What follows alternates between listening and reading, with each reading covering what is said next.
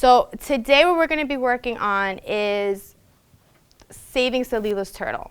So before we get into this, I want to review a couple of things with you. Does anyone remember what an engineer does? Okay, makes your life easier by building stuff. So what are some of the tools that engineers use? Brain. Thank you. They use their knowledge. How many of you have heard of the word environment? You can just by show of hands. How many of you have heard? You don't have to necessarily know what the word means, but how many of you have heard what the word have heard of the word environment? Okay, good. And how many of you that have heard of the word know what that word means? Environment is somewhere you live, like you have like stuff all around you, like turtles and stuff.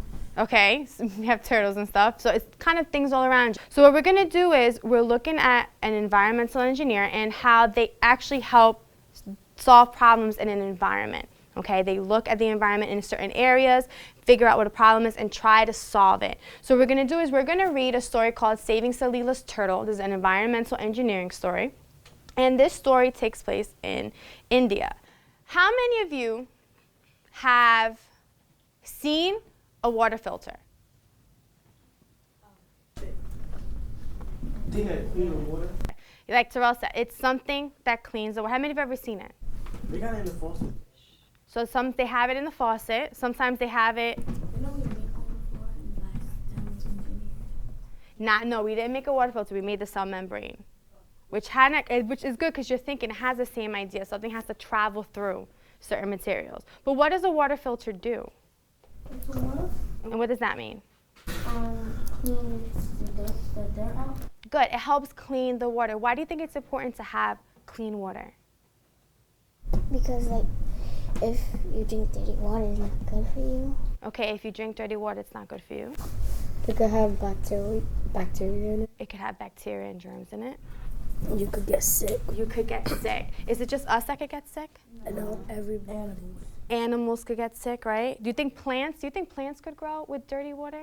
No. So right now we're going to read a story about Salila, a setting set in India, and we're going to read about kind of the problem that she encounters. So what I'm going to do is I'm going to read the story, and the good thing is I have the pictures up here now. So as I'm reading it, you could actually look at the pictures. So, a rainy day discovery. Rain clouds hung dark overhead as Father and I walked home along the banks of the Ganga, Mother Ganges. The river current swirled, making choppy waves in the water. Reluctantly, I left the turtle where I found it, making sure I remembered the exact spot so I could return to look for it later. How had I never noticed that my beautiful Ganges, important to people and so many animals, was dirty? As the rain poured down around me, all I could think about was coming back to make sure that the turtle was safe. In your groups, how would you feel if you saw the turtle coming out of the dirty water? So it's like sad for the turtle because they may have like some kind of family and it may. I'll cry. Our group actually said that we would not touch it.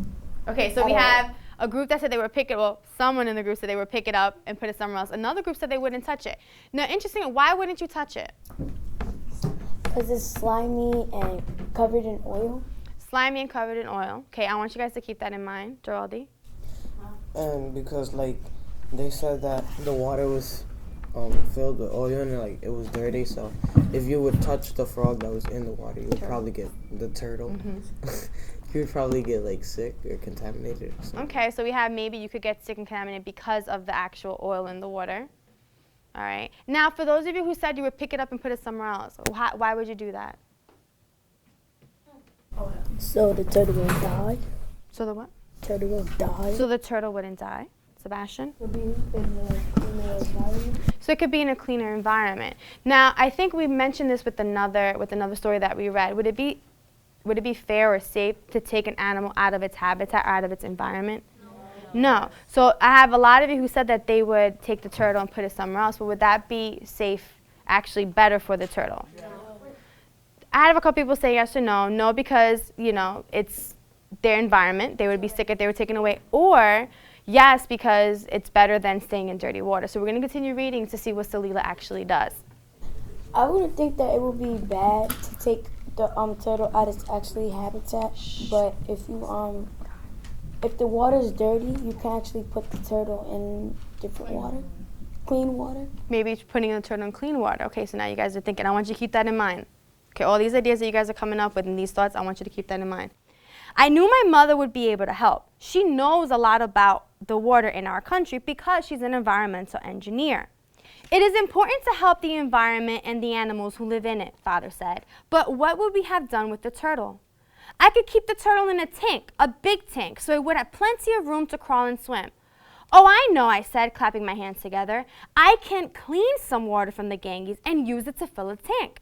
Then the turtle will feel at home. I just need to remove the trash from the water. Why would it be important to get rid of all the contaminants? Because some parts of the water, if they don't move all of it, some parts of the water will still be dirty. The question was, why would it be important to remove all the contaminants? All the contaminants. It's good to move all the contaminants so all the animals that live in the water won't die or something. Okay, it's important to remove all. I like the way he started off the answer. It is important to remove all the contaminants from the water so that way the animals won't die or get sick. Okay, is there, Geraldi? My group came up with like it's important to take all the contaminants out because if like you only take out like a little bit, that other little bit that's left can like spread and harm all the animals and like.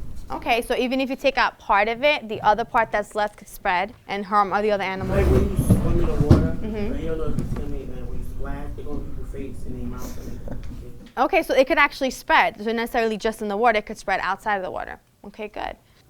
There's a factory across the river that sends smoke into the air and trash that gets dumped on the land.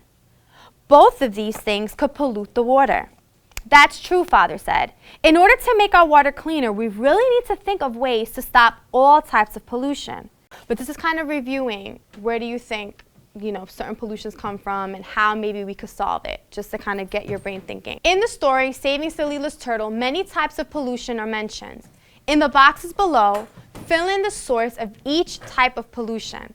Then try to think of some possible solutions to the pollution. So what I'm going to do is I'm going to name the types of pollutions, okay? And as groups, just as a discussion, I want you to think of where the sources of pollution came from and what do you think you can do to solve it. So we're going to talk about oil. Okay, that's what causes the rainbow look, that rainbow look on top of the water when you look at it.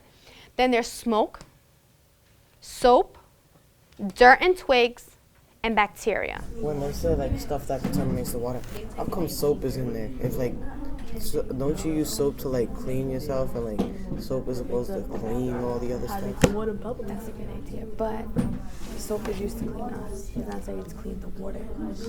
Think about when you rinse off the soap, what happens? It gets washed. Are you able to drink that water? No, Why?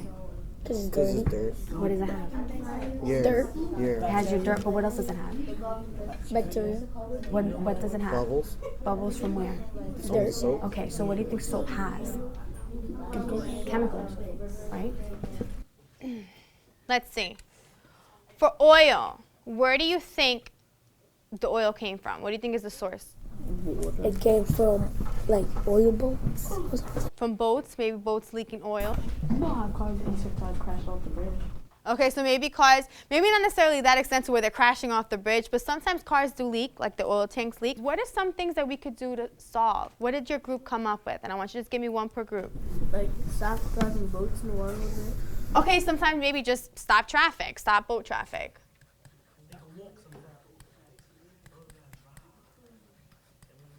Stop boat traffic.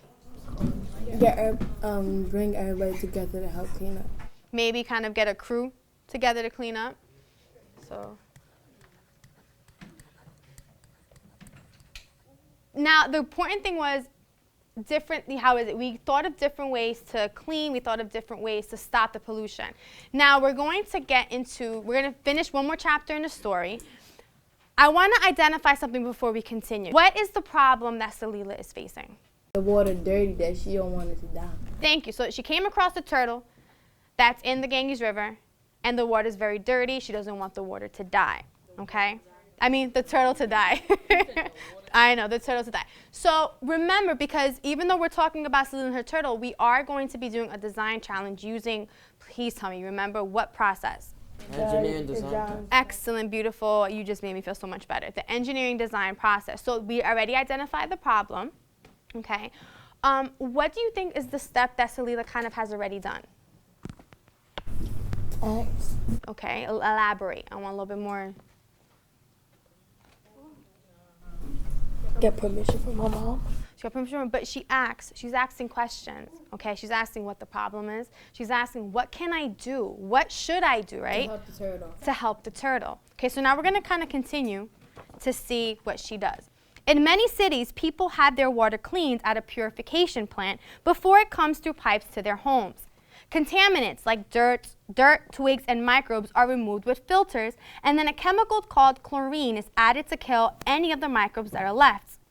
You know, I have some steps I use at work to help me solve the problem. Mother said, they might help you too. What are they, I asked. They're called the engineering design process. It's a series of steps that engineers use to help solve problems, she said. You've already started by asking lots of questions about water pollution and the ways that people purify their water. That's true, I said, brightening. Father and I talked about the water cycle and pollution, and then I asked you and Dr. Gajil about different ways to purify water. It sounds like you're ready for the next step. Who remembers the next step is? You ask and then imagine. Nice. Imagining different filter designs, Mother said. Then, when you feel like you're ready, you can make a plan for your filter and create it. But what if I test it and it doesn't work, I asked. Mother patted my shoulder. Then you'll go on to the next step, improve. You can just keep improving until you've got something that is the best you can make it. I nodded. Making a filter might take a lot of thinking and testing, but I had to try to save that turtle. I spent the rest of the day imagining the possibilities. Do you think Salila's idea for saving the turtle is a good one? By taking the water from the Ganges, filtering it out, and putting it back in a tank? And if you say yes, I need to know why. And if you say no, I also need to know why. So either way, you have to answer a why. Okay? So I'm going to give you guys 2 minutes to kind of discuss as a group. Yes, because if she tries to save like one small turtle, she can start off with like something small. Then she can move on to like the next step. I say yes because mainly that was where the turtle lived at, and since if you take it out their habitat, it may not And if you're feel done, like please let me see it your was writing in its original home. Is it a good idea what she wanted to do with the turtle? Why or why not? I believe that it's a good idea because my group said that if she does that experiment with changing and taking water and take out the pollution, that she'll start with something small and then go up to the next step is like taking the water out, pollution out of the river. Okay, so maybe even though you're starting off with something small, it's a good idea because if it works, then she's able to go on to something bigger. Maybe clean more water. Okay, that's good. And maybe someday, I said, if we all work really hard, I can bring the turtle back to the river so she can live there again. Together, we can make a big difference in reducing pollution. The Ganges can be cleaner for the animals and people that depend on it. My name is Marlena Vilas. I work at Reverend Ursel F. Webb Elementary in Jersey City, New Jersey, and I teach the 5th grade inclusion class. The main points that I would like my students to take from Lesson 1 are that there are problems throughout the entire world. There are different problems, and there are engineers that are able to solve those problems. I think that the students enjoy the books. To me, it's very different. It's something that changes the routine. Unfortunately, that tends to happen in the classroom. They're used to reading a certain book out of a reader, out of an anthology. So books like this that actually have some pictures, but they're also about kids their age. So they're able to maybe try to connect with it, and if they can't, they try to think of ways maybe to connect it to something else they might have seen. So I think they really do enjoy the stories, as well as connecting them to the actual project, because I've actually had students, maybe after they read a story months later, look at something and say, oh, this reminds me of, remember the story that we read of so-and-so, and remember when he fixed this problem. So it's kind of nice when they're able to make that connection in the future.